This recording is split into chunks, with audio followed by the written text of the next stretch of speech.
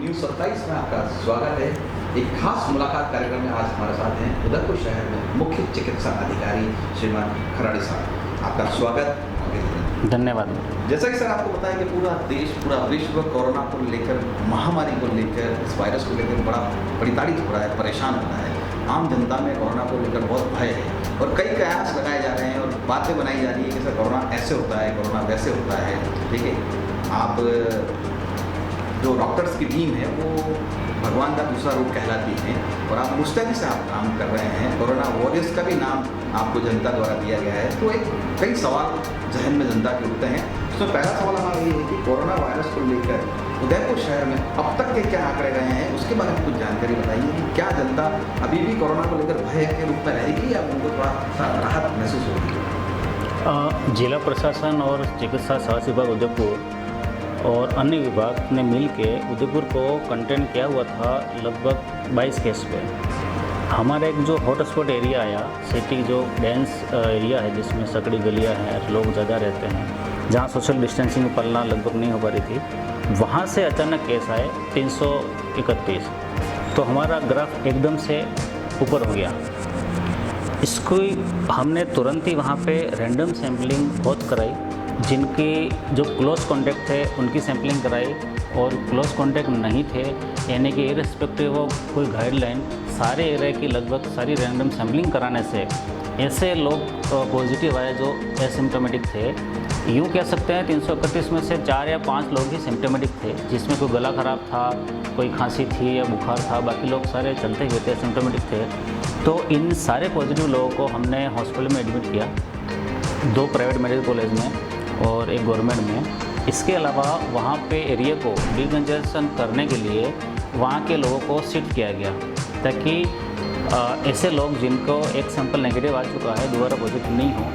तो 603 लोगों को दर्शन डेंटल, पैसिफिक हॉस्टल, आरोग्य हॉस्टल में शिफ्ट किया जिला प्रशासन के माध्यम से, और इन लोगों को अब घर लगभग भेज रहे हैं, आज चले जाएंगे। तो इस तरह से अब वहाँ से केस आना बंद हो गए और इक्का दुक्का जो आ रहे हैं वो नॉर्मल बात है। अब वो उस एरिया में केस बंद होने से बाकी हमारे वापस जो डेली पॉजिटिव बहुत ज़्यादा आते थे वो आजकल नहीं आ रहे हैं, और अब वही लोग आ रहे हैं जो हमारे यहाँ के लोग थे और रोज़गार के लिए कोई बॉम्बे कहीं जा रहे थे, तो वो लोग जो आए तो वहाँ से वायरस का इन्फेक्शन ला रहे हैं। तो जो इनको एक माइग्रेंट नाम दिया गया है, हालांकि वो हमारे लोग यहाँ आ रहे हैं, तो ऐसे लोग पॉजिटिव आ रहे हैं। तो इस तरह से अभी तक हमारे 545 केस में से बीच में आपको बताना चाहूँगा, उदयपुर में एक वो लग रहा है रिकवरी रेट कम है। चूँकि एक साथ केस आए थे तो एक साथ ही सही होने थे, तो इसलिए हमारी रिकवरी रेट 5, 6, 10% थी। अब 3 दिन पहले ही हमारी रिकवरी रेट थी 30%। आज हम देख रहे हैं तो 545 में से 419 लोग रिकवर हो गए, उनके शरीर में वायरस नहीं है। तो ये रिकवरी रेट हमारे उदयपुर 76% है। हम 277 लोगों को डिस्चार्ज कर रहे हैं, 235 को कल कर चुके थे, 42 आज हो रहे हैं, और अभी एक्टिव जो केस बचे हैं, जो 545 में से जिसके नेगेटिव आना बाकी है, वो सिर्फ 123 बचे हैं। तो हम कह सकते हैं कि एक तरह से हम उदयपुर एक अच्छी कंडीशन में है। जो लोगों में जो पेन था, जो भय था, वो अब नहीं होना चाहिए, क्योंकि जो रिकवरी रेट 76%, यानी कि 100 लोग अगर इन्फेक्ट हुए हैं तो 76 रिकवर हो चुके हैं। और जो डेथ की बात करें तो अभी तक जो भी डेथें हुई है, जो कोमॉर्बिडिटी थी, एक तो हाई एज 80 ईयर्स के थे और इनके साथ साथ कोई बड़ी बीमारी थी, कार्डियक प्रॉब्लम थी, कुछ थी, उनकी वजह से 2 डेथ हुई है। एक डेथ हुई थी जो नेगेटिव आने के बाद हुई थी, कैंसर की वजह से, वो उसमें नहीं गिनेंगे, और एक भी कैंसर की वजह से थी, उसको भी नहीं गिनेंगे। तो 2 डेथ और मान सकते हैं, जो ओल्ड एज थी और दूसरी बीमारियाँ थी। अगर उसको कोरोना नहीं होता तो भी क्या पता, हो सकता है डेथ होनी थी। तो एग्जैक्ट जो एक टिपिकल डेथ कहते हैं कि एक नॉर्मल आदमी है, उसके अंदर इन्फेक्शन हुआ, उसको न्यूमोनिया डेवलप हुआ और वो वेंटिलेटर पे गया और डेथ हो गई, ऐसी उदयपुर में डेथ एक भी नहीं। जी खराड़ी साहब, एक बात और जानना चाहेंगे कि जैसा कोरोना बढ़ता गया, अचानक एकदम कोरोना का ब्लास्ट हुआ किसी जगह से, कांजी का आटा जिसमें सबसे मुख्य माना जा रहा था, उसके बाद प्रशासन द्वारा होटल भवनों का अधिग्रहण करना शुरू किया। कुछ होटल्स, कुछ भवन आपकी देखरेख में भी हैं जिनके अंदर कोरोना के पॉजिटिव जो मरीज हैं उनके साथ काम करने वाले, उनकी सेवा में काम करने वाले, उनके पास क्लोज कॉन्टेक्ट में आने वाले लोगों को क्वारंटाइन भी किया था। पहले तो लोग क्वारंटाइन समझ नहीं पा रहे थे क्वारंटाइन होता क्या है, ठीक है। बहुत से लोग इसे 14 दिन का वनवास भी कह रहे थे। तो एक क्वारंटाइन का प्रकाश डाले थोड़ा सा। और जो होटल या भवन अभी तक क्वारंटीन में रखे हैं, जैसा कि अभी गाइडलाइन आई है कि 9 तारीख से वापस ये सारे सुचारू रूप से संचालित होंगे, तो क्या आपकी नज़र अभी उन क्वारंटीन होटल्स पे रहेगी? उनको किस तरह से सैनिटाइज किया जाएगा और वास्तविकता में क्वारंटीन है क्या? और अगर सैनिटाइज करते हैं तो आपकी क्या गाइडलाइन रहेगी, प्रशासन की क्या गाइडलाइन रहेगी, ताकि आने वाला जो व्यक्ति उस होटल को या उस भवन को लेके जो मन में भय सोच रहा है या आसपास के लोग जो भय का वातावरण है वो कैसे कर पाए, उसके बारे में कुछ बताइए। जैसे कि क्वारंटाइन के बारे में बात करूं, जैसे पूरे वर्ल्ड में, इंडिया में तो बहुत जल्दी लॉकडाउन हो गया था, तो हमारे केस भी बहुत धीरे धीरे बढ़े और डेथ भी धीरे धीरे बढ़ी, एकदम से नहीं हुआ था। लेकिन जो हेल्थ वर्कर पूरे वर्ल्ड में इन्फेक्टेड हुए थे, इससे WHO और गवर्नमेंट ऑफ इंडिया की जो गाइडलाइन आई कि जो हमारे हेल्थ वर्कर, जो चाहे वो डॉक्टर हो, चाहे वो नर्सिंग स्टाफ हो, चाहे वो स्वीपर हो, चाहे वार्ड बॉय हो, जो पॉजिटिव वार्ड में ड्यूटी कर रहा है उसको घर नहीं जाना है, उसको किसी ऐसी जगह रहना है जो वहीं से ड्यूटी करे, हॉस्पिटल जाए और वापस वहीं पे आके रह जाए, किसी दूसरे संपर्क में नहीं आए। तो ऐसे लोग 14 डेज तक वो नौकरी करते हैं। इसके बाद इसको कहते हैं टीम ए। टीम बी वो रहेगी जो इनको रिप्लेस करेगी। तो जो टीम ए की 14 डेज़ की सर्विस पूरी होगी, इनको एक जगह रहना है। अब जो वहाँ जिस होटल में रह रहे थे, जिस हॉस्टल में रहे थे, चूँकि हमारे पास इतने भवन नहीं थे, इतने हॉस्टल नहीं थे, हमने होटल एक्वायर करी प्रशासन के माध्यम से। तो जो 14 डेज जिस होटल में रह रहे थे वहाँ पे दूसरी टीम काम करने वाली रहेगी और ये जो लोग हैं वो दूसरी होटल में शिफ्ट हो जाएंगे। वहाँ से वो आना जाना नहीं करते हैं और वो वहीं रहते हैं 14 डेज तक। इसके बाद उसका टेस्ट होता है, नेगेटिव आने के बाद हम कह सकते हैं वो घर भी जा सकता है या फिर नॉर्मल ड्यूटी भी कर सकता है। रही बात जो गवर्नमेंट होटल जो वापस टूरिस्ट डिपार्टमेंट की तरफ से होटल जो खुलेगी, इसके लिए भय नहीं आना चाहिए अभी, हालांकि गाइडलाइन आनी बाकी है। लेकिन हमारा जो भी पॉजिटिव जो पेशेंट होता है उसका घर का भी फ्यूमिगेशन करते हैं, घर का भी सैनिटाइजर करते हैं। इसके बाद उसमें घर में लोग रह रहे हैं और अभी तक ऐसा कोई वाक्य या ऐसा कोई एग्जाम्पल नहीं आया कि उसका घर का सैनिटाइजेशन किया गया और वापस लोग रह रहे हैं और सैनिटाइजेशन प्रॉपर नहीं होने की वजह से या फ्यूमिगेशन प्रॉपर नहीं होने की वजह से कोई पॉजिटिव आ गया। तो जस्ट लाइक होटल का भी हो जाएगा, उसमें कोई प्रॉब्लम नहीं है। जो हमारे होटल हमने एक बार कर रखी है उनका सैनिटाइजर हम करके देंगे, तो इसमें कोई ऐसे घबराने की ज़रूरत नहीं बनी। तो जैसा कि आपने देखा कि मुख्य चिकित्सा अधिकारी भराड़ी साहब ने ये बताया कि किसी भी तरह का कोई भी भय दिल में लाने की जरूरत नहीं, जहन में लाने की जरूरत नहीं है। रिकवरी का आंकड़ा धीरे धीरे बढ़ता जा रहा है और पॉजिटिव का आंकड़ा धीरे धीरे कम होता जा रहा है। पूरी टीम मुस्तैदी से काम कर रही है और साथ ही उन्होंने ये भी बताया कि जो होटल या जो भवन प्रशासन के माध्यम से मुख्य चिकित्सा अधिकारी के तहत अधिग्रहण कर रहे हैं, ये खुद जाकर या इनकी टीम जाकर उसे सैनिटाइज करेगी, उसे देखेगी, उसके बाद उन्हें वो नोड्यूस का सर्टिफिकेट या जो उन्हें कहते हैं कि अब यहाँ पर किसी तरह की कोई परेशानी नहीं है, उसका आदेश करेगी। तो किसी तरह की वहाँ के आस पड़ोस के लोगों को पैनिक या घबराने की जरूरत नहीं है कि हमारे पास में जो भवन है वो क्वारंटीन भवन है, अब आगे क्या होगा। ये तो पहला एक जो मन में सवाल आता था उसका बहुत ही सही उत्तर हमें मिल गया। आगे भी हमारा जो सवाल है वो ये है कि सर आज तंबाकू निषेध दिवस माना जाता है 31 तारीख महीने का आखिरी दिन। महामारी को मद्देनजर रखते हुए तंबाकू के ऊपर बिल्कुल रोक लगाई गई थी और प्रशासन द्वारा फाइन भी लगाए जा रहे थे, जिसमें जिला पुलिस भी बहुत मुस्तैदी से काम कर रही थी और अन्य प्रशासनिक अधिकारी भी काम कर रहे थे, जिसमें कई प्रकार की रोक सरकार द्वारा लगी थी। आज तंबाकू निषेध दिवस और सबसे बड़ी बात है लॉकडाउन भी चल रहा है लेकिन वो खत्म होने की कगार पर है। तो क्या उस तंबाकू निषेध पर आम जनता उसी तरह से सेवन करना शुरू करेगी, रोड पर पीक थूकना शुरू करेगी? आपकी तरफ से किस तरह की परेशानी आ रही है इसको मद्देनजर रखते हुए, और क्या आपने इसके ऊपर प्रिकॉशंस लिए हैं? क्या आपके द्वारा आपकी टीमों को भेजकर ऐसी जगह को चिन्हित किया गया है जहाँ बहुत अत्यधिक मात्रा में तंबाकू बेचा जा रहा हो या उसका वहाँ पर उपयोग या उपभोग हो रहा हो, इसके बारे में कुछ बताएं।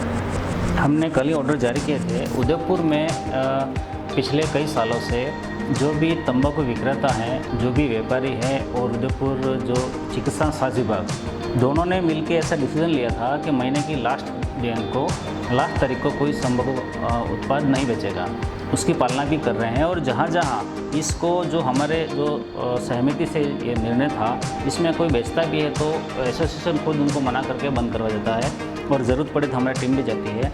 जिस प्रकार लॉकडाउन में हमने इसके लिए 2 टीम गठित कर रखी थी और उसके कार्रवाई भी करी थी। और रही बात सड़क पे थूकने की, उस पर तो प्रतिबंध रहेगा ही रहेगा, क्योंकि कोरोना अभी कोई ख़त्म तो हुआ नहीं है। और ये इसका जो फैलना का जो है रूट है वो ओरली है, खांस रहा है, छींक रहा है या थूक रहा है, उसी से अपन वायरस फैलने के लिए कह सकते हैं। इसलिए इस पे तो लोगों से भी आपके माध्यम से मैं निवेदन करना चाहूँगा कि भले आपको आदत पड़ गई हो या कुछ भी हो तो कृपया करके इसको थूके नहीं और इससे इस नशे से दूर रहें। मैं ये कहना चाह रहा हूँ कि तंबाकू के सेवन से COPD की बीमारी जो पल्मोनरी डिजीज़ होती है वो ज़्यादा होने के चांस रहते हैं और कोरोना सीधा अफेक्ट करता है रेस्पिरेटरी सिस्टम को ही। तो ऐसे लोग जो तंबाकू या धूम्रपान का जो सेवन करते हैं उनको कोरोना का इन्फेक्शन होता है तो उनको ज़्यादा खतरा है। जी खरड़ साहब, एक सवाल और ये बनता है कि शहर की जनता अभी तक ये समझ नहीं पा रही है कि कोरोना के सिम्टम्स क्या हैं। कोई कहता है साहब गले में दर्द होता है, उसके बाद वो फेफड़ों में आ जाता है, उसके बाद वो पेट में चला जाता है। अलग अलग जनता के मुंह से अलग अलग तरह का एक कयास लगाया जा रहा है। आप चिकित्सा विभाग से जुड़े हैं और अधिकारी हैं, साइंस क्या कहता है, विज्ञान क्या कहता है, चिकित्सा क्या कहती है कि उसका वास्तविक सिम्टम्स क्या है? क्या आम आदमी को चलते हुए भी कोरोना हो सकता है या उसके कोई सिम्टम्स नजर आते हैं? इसके बारे में जैसा कि मैंने आपको बताया, जैसे हमारे जो केस है उसमें से अबाउट 90% 455 में से अबाउट 90% का तो कोई सिम्टम ही नहीं है। जो सिम्टम हैं उनके किसी को गला खराब है तो किसी को खांसी आ रही है। जो टिपिकल सिम्टम कहते हैं सांस में तकलीफ, यानी कि उसके दोनों फेफड़ों में निमोनिया डेवलप हो गया, ऐसे मिले नहीं हैं। मैं आपको ये कहना चाह रहा हूँ, कभी अपन हॉस्पिटल में गए या कहीं बस में जा रहे हैं या कहीं भीड़ में जा रहे हैं तो कोई TB के कोई खांस रहा है, वो कीटाणु अपने बॉडी में आ गए या किसी प्रकार के बैक्टीरिया वायरस कोई भी आया तो ये पर्सन टू पर्सन वेरी करता है। यानी कि मेरे शरीर में कोई इन्फेक्शन हुआ, कोई बैक्टीरिया कोई वायरस कोई भी इन्फेक्शन हुआ तो ज़रूरी नहीं है कि वो वायरस या बैक्टीरिया आते ही डिजीज़ डेवलप हो जाए, सिम्टम डेवलप हो जाए। तो जो यंग एज है, जो 50, 55 या 60 साल तक तो लोग हैं, इनमें ये ज़्यादा घातक नहीं है, क्योंकि अभी हम देख रहे हैं कि हमारे जितने भी एसिम्टोमेटिक लोग हैं इनमें कोई सिम्टम नहीं था, उनका रैंडम सैंपल किया गया तो पॉजिटिव आए और थोड़े दिन बाद सैंपल किया तो नेगेटिव आए। इसका मतलब जब उनके अंदर वायरस था लेकिन वो वायरस ख़त्म हो गया, वो कोई बॉडी की जो इम्यूनिटी सिस्टम होता है उसके माध्यम से।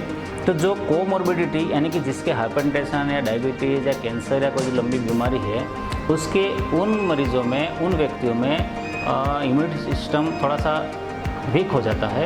इम्यून सिस्टम जो होता है वीक होने से वो वायरस एकदम से ग्रो करता है, तो उनमें डेथ होने के चांस ज़्यादा रहते हैं। तो मैं ये कह सकता हूँ कि हो सकता है ऐसे बहुत लोग होंगे जिनमें इन्फेक्शन हुआ हो, उसको पता ही भी नहीं इन्फेक्शन हुआ हो, उसने टेस्ट नहीं कराया लेकिन वो सही भी हो गया।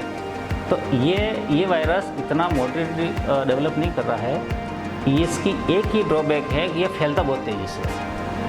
तो ये तेज़ी के फैलने के उसमें अगर कोई ऐसे ओल्ड एज वाले जो हाई रिस्क ग्रुप वाले इसमें चपेट में आ जाते हैं तो उनको खतरा ज़्यादा है। इसलिए हमारे राजस्थान सरकार ने जो कंटेनमेंट एरिया जहाँ पॉजिटिव निकलता है उसके 3 किलोमीटर घेरे में जहाँ कर्फ्यू लगता है उसको कंटेनमेंट जोन बोलते हैं। वहाँ पे जो लीज़ा लाइफ सेविंग जो मिशन लाइफ सेविंग, इसमें जो 60 साल से ऊपर हैं या जो हाई रिस्क जो लोग हैं जिनके डायबिटीज़, हाइपरटेंशन और कैंसर ऐसी कोई बीमारियाँ है या 60 साल से ऊपर हैं, इन लोगों को हमारे डॉक्टर विशेष ध्यान देते हैं। हल्का भी सिम्टम आया टेस्ट कर लेते हैं तो उनको पर्सन मतलब बिल्कुल ही जाके डॉक्टर बिल्कुल ही उन लोगों को चेक करते हैं इनको। तो अगर ये लोग हमारे सेफ हो गए तो हमको कोरोना से डरने की ज़रूरत नहीं है और यंगस्टर को तो बिल्कुल ही डरने की ज़रूरत नहीं है। तो देखा उदयपुर, आपने किस तरह से चिकित्सा कर्मी अपनी टीम के साथ में, मुख्य चिकित्सा अधिकारी के साथ में कोरोना हराने के लिए जुटी हुई है। एक बात और ये बता दें कि जहाँ तक मुख्य चिकित्सा अधिकारी ने बताया है कि 60 वर्ष से ऊपर के व्यक्तियों को, महिला वर्ग या पुरुष वर्ग, उनको विशेष ध्यान रखना है क्योंकि ये जल्दी से फैलता है और गले में आने के बाद, सीने में आने के बाद वो अपना संक्रमण ज़्यादा फैलाता है, तो उनको थोड़ा विशेष ध्यान रखना है। अब हम बात करते हैं कि सर, शहर की जनता ये जानना चाहती है कि जब आप लोग कंटेनमेंट जोन में जाते हैं या ऐसी जगह जाते हैं जहाँ पर कोरोना कोविड-19 का पॉजिटिव पाया जाता है, तो आपकी टीम बड़ी मुस्तैदी से काम करती है। मुख्य चिकित्सा अधिकारी होने के रूप में आपने अपनी टीम को कितनी बार प्रिकॉशन के रूप में देखा है, कितनी बार उनकी जाँच करवा दी है, उनका आपने किस तरह से ख्याल रखा है, उसके बारे में बताएं। हमारे जो आशा बहन जी है, जो आंगनबाड़ी कार्यकर्ता है, जो ANM है, वो ट्रिपल लेयर मास्क लगा के जाती है और हाथ में ग्लव्स पहनती है, कोई दरवाज़ा खटखटाने की जरूरत पड़े। इसके अलावा जो टीम जो सस्पेक्ट से सीधे कॉन्टैक्ट में आती है, डॉक्टर कंपाउंडर, वो N95 मास्क पहनते हैं और ग्लव्स पहनते हैं। तो ये जो खतरे उसके हिसाब से प्रिकॉशन रखना पड़ता है। और जो टीम सैंपल करती है, जैसे कि मुझे आपका सैंपल लेना है, तो अगर मैं गले का सैंपल लूँगा तो आपको खांसी भी आएगी, नाक का सैंपल लूँगा तो आपको छींक भी आएगी, जो रिफ्लेक्स होता है वो होता है। उसके लिए पर्सनल प्रोटेक्शन इक्विपमेंट, पूरा PP किट पहनते हैं, पूरा फेस शील्ड भी होती है, गूगल्स भी होते हैं, N95 मास्क भी होता है, ग्लव्स भी होते हैं, शू कवर भी होते हैं जी। तो इनको वन टाइम यूज़ करना होता है। इसके अलावा भी हमने जो भी ऐसे लोग थे जो इसमें इन्वॉल्व थे, जैसे सैम्पलिंग टीम में, तो सबकी टेस्ट कराया, तो उनमें अभी तक पॉजिटिव नहीं मिला। हमारे 22 जने ज़रूर पॉजिटिव वार्ड में जो सर्विस कर रहे थे मेडिकल कॉलेज से, MBGS से, वो ज़रूर पॉजिटिव आए हैं। बाकी हमारे जो टीम दिन रात काम कर रही है, एक कंटेनमेंट जोन 3 किलोमीटर बनता है, हमारी कोशिश रहती है उस सेक्टर की जो टीमें हैं बहुत सारी इन्वॉल्व हो जाए और आसपास के 5-6 सेक्टर टीम 1 से 1.5 दिन में हम वो 3 किलोमीटर का एरिया कवर कर लेते हैं। इसके बाद जो रिपीट जो सर्वे होता है 28 दिन तक वो करते हैं, वो वहाँ के सेक्टर की जो 7 से 8 या 10 टीम जो होती है वो रिपीटेडली सर्वे करती रहती है, ताकि किसी में कोई सिम्टम डेवलप तो नहीं हुए। अगर किसी में सिम्टम डेवलप हुए इसको रेफ़र करते हैं, डेवलप नहीं हुए और कोई दूसरी बीमारी हुई तो वो वहाँ जो डॉक्टर कंपाउंडर टीम रहती है दवाई के साथ जाके वो ट्रीटमेंट करती है। इसके साथ मैं और ऐड करना चाहूँगा, राज्य सरकार ने ऐसे कर्फ्यू के कारण या लॉकडाउन के कारण जो घर से बाहर लोग नहीं निकल पाते हैं, total 25 MMB medical mobile van, जो मोबाइल OPD बोल सकते हैं इसको, दूरस्थ गाँवों में जाके या सिटी में भी 4 हमने गाड़ियाँ लगा रखी है, तो उनके माध्यम से भी हम हर तरह के इलाज इसमें जाँचें भी हैं करते हैं। जी, जाते जाते एक प्रश्न ये है कि जैसा कि विदित है कि मुख्य चिकित्सा अधिकारी के रूप में आपने पूरे कोरोना को उदयपुर में फैलने से रोकने का बहुत अथक प्रयास किया और अभी भी कर रहे हैं, आप मुस्तैदी से काम कर रहे हैं, आपकी टीम भी काम कर रही है। तो उदयपुर की जनता को लगभग अब तो ये पता लगे क्या होगा कि हमें कोरोना से डरने की ज़रूरत नहीं है, सिर्फ और सिर्फ सुरक्षा और सुझाव की आवश्यकता है। तो आप ये बताइए शहर की जनता को आप द्वारा क्या सुझाव है और किस तरह की सुरक्षा को उनको मद्देनजर रखना ताकि वो कोरोना के संक्रमण में ना आए और ज़्यादा इसके पॉजिटिव की संख्या न बढ़े? जैसे कि स्टेप बाय स्टेप लॉकडाउन खुल रहा है, तो मार्केट भी खुल रहे हैं, खुलेंगे, मॉल्स भी खुलेंगे, तो हम ये जो हमने लॉकडाउन में जो पालना करी कि जो हैंड वॉशिंग टेक्निक है और जो मास्क लगाने का जो एटिक्यूट है, ये कंटिन्यू रखें, बरकरार रखें, और हम घर से बाहर जाएं तो मास्क लगाएं और भीड़ भाड़ वाले इलाकों में जाएं, बहुत ज़रूरी है तो ही जाएं। ऐसा नहीं है सरकार ने फ्री कर दिया तो घूमने फिरने लग जाए यार अननेसेसरीली, क्योंकि कोई वायरस ऐसा तो है नहीं, एक वायरस ख़त्म हो गया या वायरस बिल्कुल एलिमिनेट हो चुका है, इन्फेक्शन किसी को भी हो सकता है। तो ये हमको प्रिकॉशन बिना डर के, अब मन में डरोगे तो भी प्रिकॉशन लेना है, नहीं डरोगे तो भी लेना है, तो बिना डर के रिलैक्स रह के प्रिकॉशन के साथ ज़िंदगी जिएँ और नॉर्मल लाइफ जी सकते हैं, इसमें कुछ होती है। जी, उदयपुर ये है हमारे साथ मुख्य चिकित्सा अधिकारी दिनेश जी खड़े साहब, जो कि उदयपुर में कोरोना वायरस कोविड-19 वायरस को ज़्यादा से ज़्यादा रोकने में अभी तक सक्षम और इनकी टीम पूरी तरह से मुस्तैद हुई है। इन्होंने सरकार के साथ मिलकर अपने पूरे कर्तव्य का निवारण करते हुए उदयपुर की जनता को एक राहत भरा संदेश दिया है कि अब पॉजिटिव की संख्या मतलब प्रतिशत में कम होती जा रही है और नेगेटिव का प्रतिशत बढ़ता जा रहा है, जिन्होंने आंकड़े भी आपको दिखाए हैं। हम इसी तरह से एक खास मुलाकात में आपको और भी स्थितियों से रूबरू करवाते रहेंगे। तब तक आप देखते रहिए न्यूज़ 27। कैमरा पर्सन संजय पतानी के साथ उदयपुर से भरत मिश्रा की एक खास मुलाकात।